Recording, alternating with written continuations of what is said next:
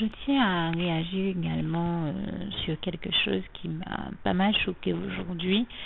J'ai entendu dans une émission qui passe à la télévision euh, un homme de Dieu qui parlait, que j'aime beaucoup, beaucoup, beaucoup. C'est même un ami d'enfance et donc mon propos ne le vise pas. Ne le vise vraiment pas. Je n'ai rien contre lui. Je l'aime beaucoup et je demande encore au Seigneur Jésus de le bénir abondamment, puissamment, richement.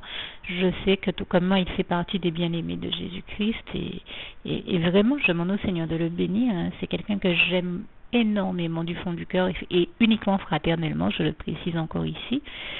Mais il disait dans son émission, c'est une émission qui passait en Guadeloupe, je le précise là aussi, qu'il remercie le Seigneur Jésus pour les persécutions qu'il subit. Ça m'a pas mal interpellée. Parce que ça m'a tout de suite ramené aux propos qu'avait tenu une de mes sœurs en Christ un jour en me rendant visite. Et c'est vrai que ça va dans le sens de ce que j'ai appris dans ma formation chrétienne, dans mon disciple-là, comme dirait cette sœur en Christ. Elle me disait, mais certains chrétiens ont une manière de parler des fois, et ne se rendent pas compte qu'ils font un peu comme si ça faisait plaisir à Dieu ou que notre sainteté n'en était que plus intense ou plus immense que de nous voir souffrir ou être éprouvés ou persécutés ou brisés ou avoir des tribulations ou des choses de ce genre-là. Mais toutes ces choses-là ne sont pas de Dieu. Et elle m'a dit, mon Dieu n'est pas un sadomaso. Mon Dieu n'aime pas voir ses enfants souffrir, il ne supporte pas de nous voir souffrir. Elle ne me l'a pas dit comme ça, mais moi je peux vous l'attester. Mon propos va aussi dans le sens qu'elle tenait ce jour-là, où je pense aussi à un autre frère qui exprime cette même réalité autrement. Il lui dit, Jésus-Christ ne brûle pas les membres de son Église, ne brûle pas son Église et encore moins ses membres.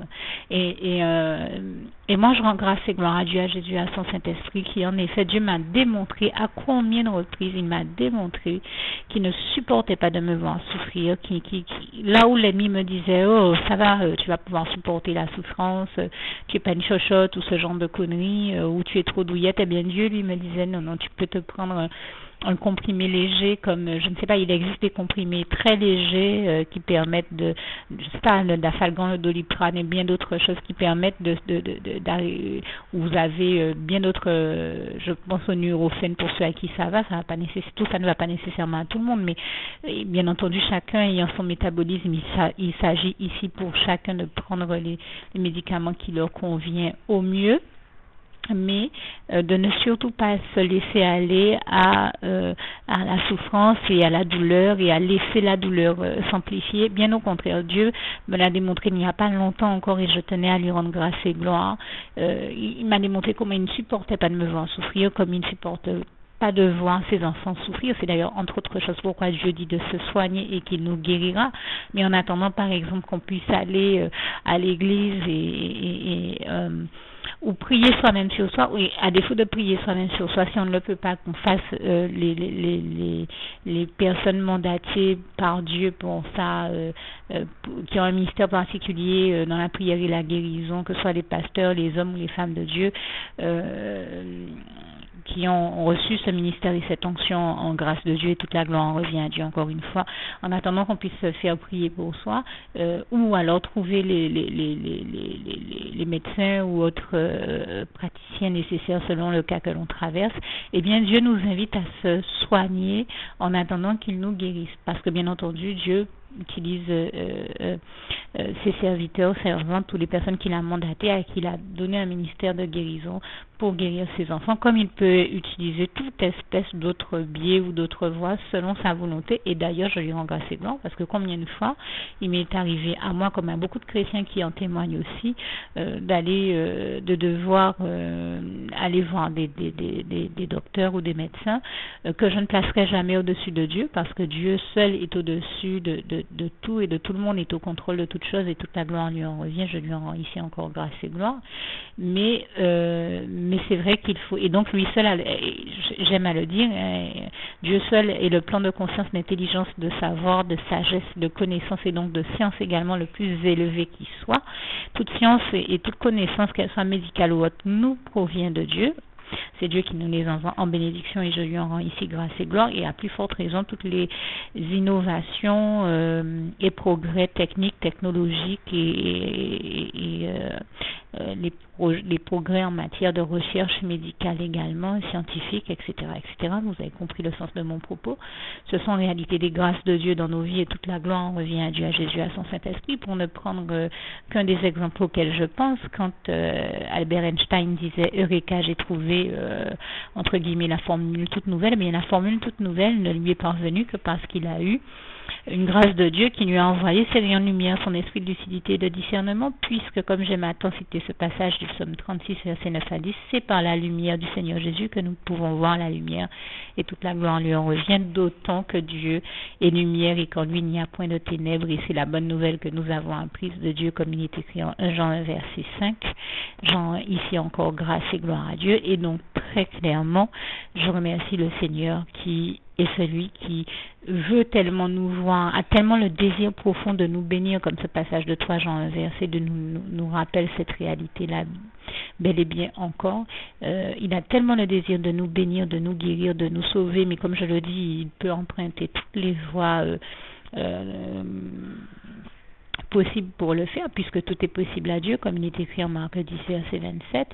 Alors, ça peut passer, la guérison, il peut choisir de la faire passer par un docteur, un médecin, un praticien, comme moi, il m'est bien arrivé aussi de n'avoir à aller consulter aucun. Alors, j'étais en train de dire tout à l'heure qu'il m'est arrivé d'avoir en consulté des docteurs, des praticiens, des médecins, mais je comprenais que les seules fois où j'ai pu être guérie et où j'ai pu trouver la guérison, c'est parce que Dieu me guérissait à travers eux et me donnait, me révélait les bonnes manières de procéder et de me traiter, de me soigner pour parvenir à la guérison à travers eux. C'était parce que Dieu me bénissait à travers eux. Mais pour rendre grâce et gloire à Dieu jusqu'au bout, il m'est aussi arrivé de vivre le cas inverse et de n'avoir à consulter aucun médecin, aucun praticien, aucun pharmacien, personne, de tout simplement aller sous l'invitation de Dieu à son église, à l'église véritable de Christ, et qu'il utilise le pasteur ou la personne qu'il avait mandaté ou à qui il avait donné un ministère pour prier, étendre les mains sur moi et prier sur moi, et que Dieu me guérisse par ce biais-là, sans médecin,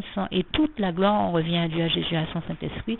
Il m'est même arrivé d'avoir des douleurs dorsales terribles et qui étaient arrivées presque à m'empêcher de marcher. J'ai eu l'occasion déjà de témoigner de cette guérison miraculeuse.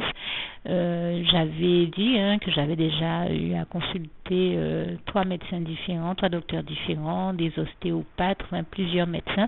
Personne n'arrivait à me guérir et Dieu seul m'a guéri et l'a fait à travers son église pour cette fois-là, et l'un de ses serviteurs qui en effet est connu pour faire des guérisons miraculeuses. Et je le dis là encore, toute la gloire en revient à Dieu, à Jésus, à son Saint-Esprit, puisque même si je n'ai rien contre ce serviteur de Dieu-là également, c'en est un autre, que Dieu le bénisse, je dois reconnaître que la réalité que nous devons avoir l'humilité de reconnaître, c'est qu'en réalité nous prions, mais Dieu seul accomplit des miracles à travers nous, donc toute la gloire en revient à Dieu, à Jésus et à son Saint-Esprit. Et donc ce jour-là, Dieu avait utilisé un de ses serviteurs pour me guérir, mais la preuve que c'est véritablement Dieu qui agit, je vais vous dire encore mieux, il m'est même arrivé de rester chez moi, de ne pas pouvoir me rendre ni chez les médecins, ni à la pharmacie, ni chez aucun praticien, ni aux urgences, ni même à l'église, parce que j'étais dans un état où je sentais que si Dieu n'intervenait pas, j'aurais même pas été capable de sortir de ma maison. Et j'oublierai jamais ça, parce que c'était un jour où, avant 8 heures du matin, il fallait absolument que j'aille mieux, parce qu'il fallait à 8 heures du matin que je sois déjà arrivée au centre de formation où Dieu me bénissait en me formant. Et bien, je lui rends grâce et gloire parce que à ce moment-là, j'ai entendu le Seigneur me dire de me mettre debout. Je crois bien avant de partir, j'ai fait une petite prière. J'ai vraiment appelé le Seigneur à mon secours et c'est bien ce qu'il est écrit dans le psaume 121, verset 1 à 2. D'où me vient le secours? Le secours me vient de l'Éternel. Il nous vient de l'Éternel, il nous vient toujours de l'Éternel qui est le seul à pouvoir nous guérir en définitive et je lui rends grâce et gloire pour cela. Et qu'est-ce que Dieu a fait? Eh bien, il a étendu la main sur moi et là, comme me disaient certaines personnes, ce que Dieu t'a fait, en fait, c'est une véritable séance d'ostéopathie spirituelle. Je ne sais pas comment Dieu a fait ça, mais il m'a dit de me mettre debout face à mon lit d'une certaine manière, de manière parallèle, etc., etc. Je l'ai entendu, j'ai fait ce qu'il m'a dit et là, j'ai entendu tous mes os se mettre à faire cloc, cloc, cloc, cloc, cloc, comme si faire. Enfin, j'ai eu l'impression que le Seigneur était en train de les réaligner, faire un espèce d'alignement de mes os et ça m'aurait fait souffrir, je pense, si c'était quelqu'un qui était intervenu. Mais là, je n'ai ressenti aucune souffrance, c'est plutôt une grande délivrance et je remercie encore une fois ici Dieu, Jésus et son Saint-Esprit. Vraiment, toute la gloire revient à Dieu, à Jésus et à son Saint-Esprit.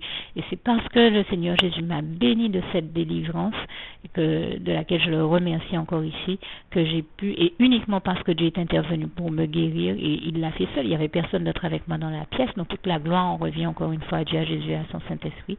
C'est uniquement parce que Dieu est intervenu ce jour-là, ne supportant plus justement de me voir souffrir, que j'ai pu guérir et aller à ma formation. Si Dieu n'était pas intervenu, je n'aurais même pas pu aller en formation ce matin-là. Donc, j'ai tenu à vous parler, à vous témoigner de ce cas, le citer un exemple pour vous montrer à quel point Dieu ne supporte pas de nous voir souffrir et il fait tout pour nous faire guérir, pour nous bénir et nous guérir et je lui rends grâce et gloire. C'est très certainement parce que le psalmiste l'a lui aussi expérimenté tout comme moi, qu'il est écrit dans le psaume 103, versets 2 à 4, que Dieu est celui qui nous guérit de toute maladie et je lui en rends ici grâce et gloire. Et pour aller jusqu'au bout de mon propos, combien de fois j'ai vu que Dieu me démontrait qu'il ne supportait pas de nous voir souffrir, nous ses enfants, et qu'il faisait véritablement, comme je viens de le dire, tout pour nous bénir et nous guérir, et même éviter que nous ne perdions de temps à souffrir ou à voir si dans certains cas si la douleur va se calmer. Je peux vous dire, quand il sait qu'elle ne va pas se calmer, il nous le dit, il me le dit toujours et il me dit non, tu ne la laisses pas s'amplifier, tu prends un comprimé. Bon, bien entendu, tout dépend des cas et des situations, hein, mais je vous témoigne de ça pour l'avoir vécu à combien de reprises. Donc si Dieu ne me laisse même pas avoir une petite migraine ou je veux dire, bon, le cas dans lequel je parle, c'était un cas bien plus grave, mais je veux dire, si Dieu intervient, lui qui gère comme je le disais aussi une fois, il y a plus de 7 millions d'âmes sur Terre qui gèrent toutes ces vies-là et tout ce qui se passe sur Terre, prend le temps de me dire de prendre un comprimé, c'est bien qu'il s'agit et de ne pas laisser la douleur empirer ou la maladie empirer, c'est bien la preuve que Dieu attend de nous et qu'il s'agit pour nous non seulement de lui rester fidèles et obéissants, mais aussi de l'écouter, de mettre en pratique tous les conseils qu'il nous donne, et ça démontre qu'il attend de nous donc que nous saisissions de tous les moyens, tous les bons moyens tous les bons moyens et voies de guérison qu'il met à notre portée ou en notre possession. Vraiment, je vous l'assure pour l'avoir expérimenté, il nous demande de nous soigner et lui il va nous guérir, mais il me l'a démontré à bien des reprises, il ne supporte pas de nous voir souffrir. Donc en aucun cas, j'ai entendu cette personne dire oui Seigneur, je te remercie pour les persécutions que tu mets dans ma vie. En aucun cas Dieu n'a pu être lui qui ne supporte pas de nous voir souffrir, celui qui a généré dans nos vies de la persécution, de la souffrance, du mal-être, des traumatismes ou des pathologies. En aucun cas, bien au contraire, il est celui qui nous en délivre toujours, qui nous en guérit toujours, et je lui rends grâce et gloire. Il faut remettre les choses à leur place et c'est tout simplement pour cela que j'ai pris le temps d'en témoigner et d'en parler ce soir, tout simplement pour dire que bien au contraire, celui qui sème toujours qui génère, qui crée toujours des situations problématiques ou qui génère toute forme de souffrance dans nos vies et donc de persécution, de tribulation, c'est le diable et ce n'est jamais Dieu.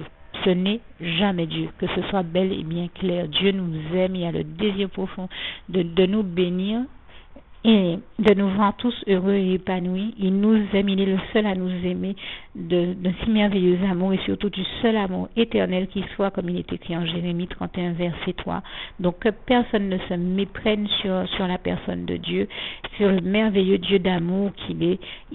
Ça n'existe pas chez Dieu. Je n'ai pas expérimenté ça chez Dieu. Dieu ne s'amuse pas, Dieu ne prend pas plaisir à notre souffrance, bien au contraire. Il prend plaisir à nous voir heureux et épanouis et à chaque moment de bonheur que nous vivons, il prend plaisir. Combien de fois il me dit, je l'entends me dire qu'il est heureux de me voir heureuse, qu'il est heureux de me voir vivre un moment heureux, un moment de bonheur. Et il prend plaisir à chaque moment de bonheur que nous vivons. J'ai même l'impression que quand il me parle, ça me donnerait l'impression, allez, j'en parle avec ma manière d'en parler, que c'est un peu comme si le Seigneur, Dieu du ciel, prenait des photos de chacun des moments de bonheur que nous vivons, tellement ça le rend heureux, tellement il y prend plaisir. Donc c'est vous dire qu'il ne prend aucun plaisir à notre souffrance et à nous voir souffrir, que personne ne garde ce type d'idée négative dans sa tête. Dieu est la source et l'origine même de toute forme de positivité, de tout ce qui existe de positif, de bon, de beau, d'excellent sur cette terre et de toute forme de plaisir sain aussi. Je lui rends grâce et gloire pour cela. Donc en aucun cas il ne peut prendre plaisir à nous voir avoir du déplaisir, à être malheureux ou à souffrir ou quoi que ce soit dans ce genre-là. Ce n'est pas de Dieu. Le seul qui provoque ça, c'est son ennemi, le diable. Donc que l'on n'incrimine pas Dieu pour des choses qu'il ne fait pas ou qu'on ne lui attribue pas des choses qui n'ont rien à voir avec sa personne, avec qui il est ou avec ses réels attributs et qualités. Dieu est un Dieu d'amour, il est un Dieu merveilleux. Il est tellement merveilleux que je le dis tout le temps, je passe mon temps à vous dire comment je suis émerveillée par la splendeur glorieuse de son règne, comme ce passage du psaume 145 verset 8 à 21 le décrit bien. Et je parle souvent de ce passage parce que à mes yeux, je ne trouve pas de mots assez forts pour dire à quel point ce Dieu-là est merveilleux, il est extraordinaire, il continue à faire des merveilles, des miracles et des prodiges, comme ce passage de Job 5 verset 8 à 9 là aussi nous le décrit bien. Donc si j'en parle ainsi, c'est parce que j'en ai fait l'expérience et que je continue jusqu'à maintenant à contempler sa gloire et et j'ai l'habitude même de dire, plus je marche avec Dieu, plus je le découvre, plus je découvre qui il est, plus je découvre le Dieu merveilleux qu'il est, plus je l'aime, plus je suis émerveillée par lui, et plus je découvre à quel point dans toute l'histoire de l'humanité, le diable s'est chargé de mentir sur Dieu, de le charger de toute espèce de mensonge, de faire croire à l'humanité qu'il était une espèce de père fouettard et un Dieu négatif qu'il n'a jamais été, puisqu'il est la source même de toute positivité, de toute beauté, de toute bonté, de toutes choses merveilleuses et excellentes. Et je tenais à lui en rendre grâce et gloire et à le remercier, à lui dire ici tout mon amour et ma reconnaissance. Je t'aime, ô éternel mon Dieu. Et nous t'aimons, nous tous tes enfants. Louange, honneur et gloire à toi, merveilleux et tendre Père céleste. Merci éternel, notre merveilleux Dieu d'amour. Je t'aime. Juste une petite précision pour tous ceux qui ne sont pas encore n'ont pas encore choisi la meilleure des options qui soit, qui est celle d'aller se placer, de faire le choix à soi-même, d'aller se placer dans les bras d'amour de Jésus-Christ pour se mettre à l'abri de ce monde cruel. Eh bien, je partage avec vous la prière par le biais de laquelle on y accède. Et commence par vous rappeler également ce passage de Jean 14 verset 6 où il est écrit que Jésus-Christ est le chemin, la vérité et la vie. Nul ne vient au Père, Dieu, sans passer par le Fils Jésus-Christ, bien sûr. Je le dis à ma manière, vous regarderez comme il est actuellement écrit dans vos Bibles là encore. Et donc, n'hésitez pas à ouvrir vos cœurs à Dieu, à Jésus, à son Saint-Esprit, à être sincère avec lui et à lui adresser la prière qui suit, à lui dire tout simplement, éternel mon Dieu, Seigneur Jésus-Christ, moi, un tel, vous dites votre nom et votre prénom, je t'accepte aujourd'hui comme mon sauveur personnel, le seul maître et roi de ma vie. Je remets toute ma vie entre tes mains puisqu'elle t'appartient, éternel mon Dieu, puisque tu l'as créée, cette vie. Donc tu en es donc le seul maître et propriétaire comme de tout ce qui existe dans tout l'univers. Je remets donc toute ma vie entre tes mains, je te la donne. Merci éternel mon Dieu aussi de permettre que cette vie que tu m'as donnée continue à être à ta gloire et que Je continue à te servir, à t'appartenir pour l'éternité, d'éternité en éternité. Merci aussi, Seigneur, de faire que je continue donc à te servir et à t'appartenir pour l'éternité, d'éternité en éternité. Et aussi, Seigneur, de m'accorder la grâce de ton pardon et de ta miséricorde pour tous les péchés que j'ai commis tout au long de ma vie, jusqu'à la date d'aujourd'hui incluse. Et c'est au nom puissant du Seigneur Jésus-Christ que j'ai fait cette prière. Et à vous tous qui avez fait cette prière, je vous dis que Dieu vous bénisse abondamment, puissamment, richement, et surtout n'hésitez pas à la partager avec tous vos proches et contacts, amis, membres de vos familles, collègues, bien-aimés, tous ceux que vous aimez, et surtout tous ceux à qui Dieu vous mettra à cœur, avec qui Dieu vous mettra à cœur de la partager. Et comme j'aime à le dire, si vous n'avez pas encore pris le temps de faire cette prière, comprenez bien que voilà, ça ne vous coûte rien de la faire, c'est gratuit, c'est indolore, et que voilà, vous n'êtes pas obligé de me croire, mais moi il m'est arrivé tout comme vous de devoir faire cette prière un jour dans ma vie, et quand on m'a proposé de la faire, je me suis dit, et si c'était vrai, et si c'était vraiment Dieu qui, par ce biais-là, m'appelait à lui et me demandait de lui donner ma vie, de l'accepter, c'était Jésus qui était en train de vraiment me tendre la main et qui était en train de me demander de l'accepter comme mon sauveur personnel, je ne pourrais pas passer à côté de l'occasion de lui dire oui, parce qu'il faut aussi que je reste ouvert ou ouverte à ce que Dieu peut avoir à me dire. Il faut que je garde mon cœur et mon intellect ouvert à ce que Dieu peut avoir à me dire. Donc je me suis dit, je ne peux pas courir le risque de passer à côté de mon éternité, de passer à côté des meilleures choses de la vie, surtout si le maître et créateur de la vie m'appelle et cherche à me sauver.